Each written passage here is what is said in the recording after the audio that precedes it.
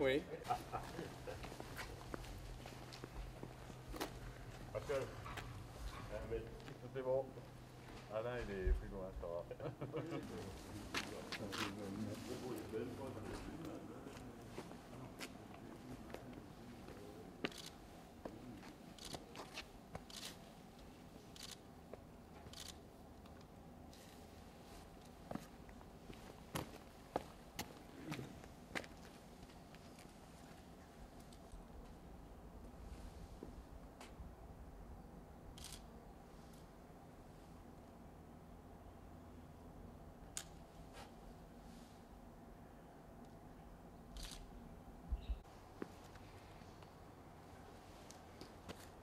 Message du Président de la République à l'occasion de la commémoration de la victoire du 8 mai 1945.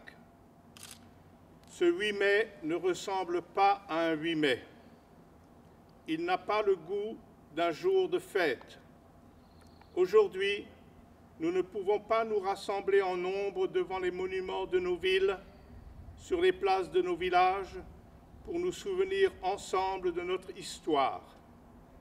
Malgré tout, la nation se retrouve par la pensée et les 1000 liens que notre mémoire commune tisse entre chacun de nous, cette étoffe des peuples que nous agitons en ce jour dans un hommage silencieux.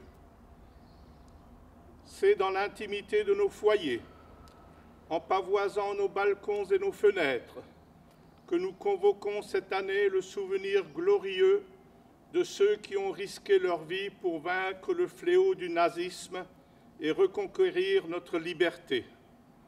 C'était il y a 75 ans. Notre continent refermait grâce à eux le chapitre le plus sombre de son histoire. 5 années d'horreur, de douleur, de terreur. Pour notre pays, ce combat avait commencé dès septembre 1939. Au printemps 1940, il y a 80 ans, la vague ennemie avait déferlé sur les frontières du Nord-Est et la digue de notre armée n'avait pas tenu. Nos soldats, pourtant, s'étaient illustrés à de nombreuses reprises. Ceux de Montcornet, d'Abbeville, de Gembloux ou de Stone, les enfants de Narvik, les cadets de Saumur. L'armée des Alpes avait défendu avec vigueur notre territoire et les couleurs de notre pays. Ils sont ceux de 40. Leur courage ne doit pas être oublié. Dans le crépuscule de cette étrange défaite, ils allumèrent des flambeaux. Leur éclat était un acte de foi et, au cœur de l'effondrement, il laissait poindre la promesse du 8 mai 1945. Cette aube nouvelle fut ensuite conquise de haute lutte par le combat des armées françaises et des armées alliées, par les Français libres qui jamais ne renoncèrent à se battre, par le dévouement et le sacrifice des résistants de l'intérieur, par chaque Française, chaque Français qui refusa l'abaissement de notre nation et le dévoiement de nos idéaux. La grande alliance de ces courages permit au général de Gaulle d'asseoir la France à la table des vainqueurs.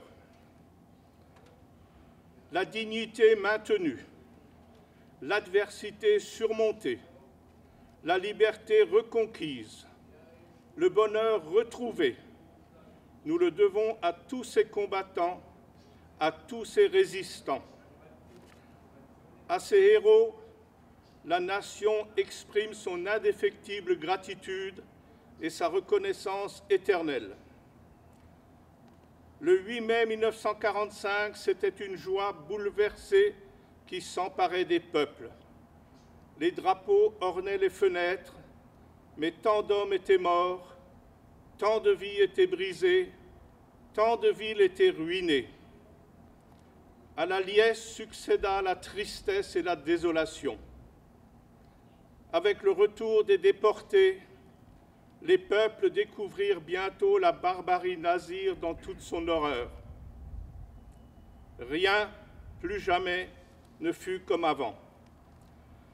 La fragilité révélée de nos vies et de nos civilisations nous les rendit plus précieuses encore. Au bout de cette longue nuit qu'avait traversé le monde, il fallait que l'humanité relevât la tête. Elle venait de découvrir, horrifiée, qu'elle pouvait s'anéantir elle-même et il lui fallait désormais refaire le monde de fond en comble, ou tout au moins empêcher que le monde ne se défasse selon le mot de Camus. Ce fut l'heure, en France, de l'Union nationale pour fonder les beaux jours annoncés par le Conseil national de la résistance et bientôt retrouvés. L'heure où l'Europe de l'effort commun pour bâtir un continent pacifié et fraternel. L'heure, dans le monde, de construire les Nations unies et le multilatéralisme. Aujourd'hui, nous commémorons la victoire de ce 8 mai 1945, bien sûr, mais aussi et surtout la paix qui l'a suivie. C'est elle, la plus grande victoire du 8 mai, notre plus beau triomphe, notre combat à tous, 75 ans plus tard. Vive la République, vive la France, signé Emmanuel Macron.